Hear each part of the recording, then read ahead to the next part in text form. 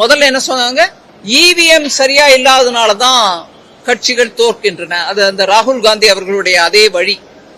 இவிஎம்ல தான் குறை இருக்கு, அதனாலதான் நாங்க ஜெயிக்கல. கர்நாடகால ஜெயிச்சாங்க, ஹிமாச்சல் பிரதேஷ்ல ஜெயிச்சாங்க, அப்ப இவிஎம்ல குறை இல்ல.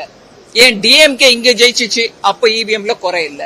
ஆனா எதிர்கட்சியோ பிஜேபியோ ஜெயிச்சுட்டா அது இவிஎம்ல குறை. இப்ப அந்த வாக்கு செல்லுபடியா இருந்தது. அதனால அதுல இருந்து மூவ் ஆயிட்டு அடுத்தது என்ன சொன்னாங்க, நீங்க ஈடிய அரசியல் ரீதியா உபயோகிக்கிறீங்க, எதிர்கட்சியை எப்ப பாரு குவெஸ்டின் பண்றீங்க, சர்வே பண்றீங்க, சர்ச் பண்றீங்க, அரெஸ்ட் பண்றீங்க, கோர்ட்டுக்கு இழுக்கிறீங்க அப்படின்னாங்க. அதையுமே கோர்ட், சுப்ரீம் கோர்ட் மூலமா திருப்பி சொல்றாங்க, இல்லைங்க கேஸ் இருக்கு, வந்திருக்குது.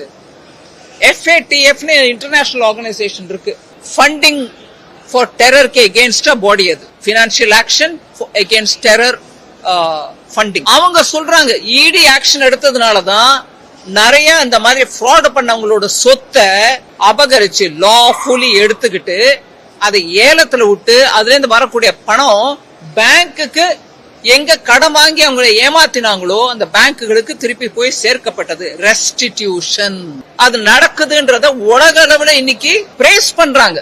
இந்த மாதிரி ஆக்ஷன் எடுத்ததுனாலதான் அது நடக்குது. அதெல்லாம் மறைக்கிறதுக்கு இடி ஆக்ஷன் நாங்க, சிபிஐ நாங்க, இன்கம் டாக்ஸ் வருது நாங்க. ஒரு இடத்துல கூட இன்கம் டாக்ஸ் கேஸ் தப்பாகல.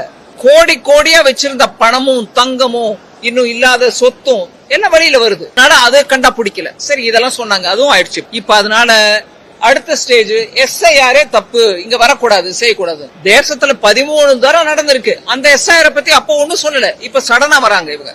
அதான் வரப்போறிய தேர்தல்ல தோல்வி நிச்சயம்.